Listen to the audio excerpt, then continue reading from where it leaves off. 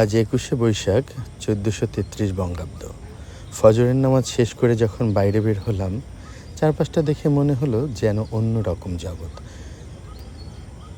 গোডাউনের রাস্তা দিয়ে ঢুকছি আর একে একে কুয়াশার চাদর ভেদ করে সামনে এগোচ্ছি। ভোরের এই আবছা আলো আর কুয়াশার মাখামাখি দৃশ্যটা যে কত শান্তির, তা আসলে বলে বোঝানো যায় না। এই মায়াবী পথটা পেরিয়ে আমি যখন নদীর পাড়ে এসে দাঁড়ালাম, তখন মনটা নিমিষে ভালো হয়ে গেল। কুয়াশায় ঢাকা শান্ত নদী, পাখির ডাক, সব মিলিয়ে এক অদ্ভুত পরিবেশ।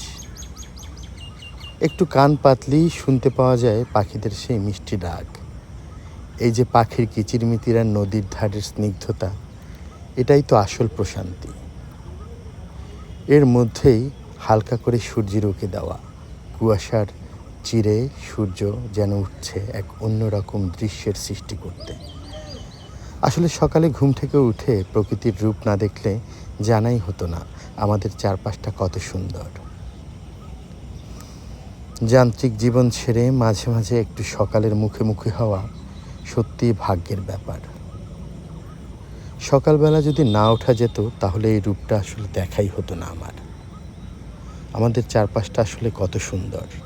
আমরা যদি একটু কষ্ট করে রাত্রে খুব তাড়াতাড়ি বিছানায় গিয়ে আবার সকালের এই সৌন্দর্যটা দেখতে উঠি, তাহলে আমাদের সারা দিনটা যে কতটা অন্যরকম যাবে তা আসলে আমি বলে বোঝাতে পারবো না।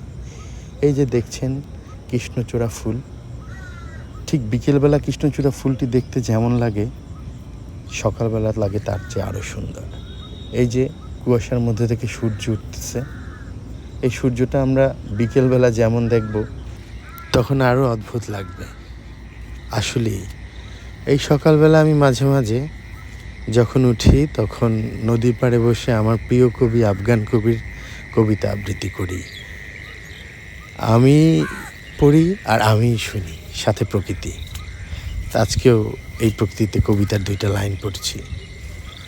কবিতার নাম প্রচণ্ড প্রেম। ভালোবাসতে বাসতে বেহুশ করে দেব তোমায়। যখন হুঁশ হবে তখন দেখবে পুরো পৃথিবী ভালোবাসার স্নিগ্ধতায় ভরে আছে। ভালোবাসতে বাসতে মাতাল করে দেব তোমায়। তোমার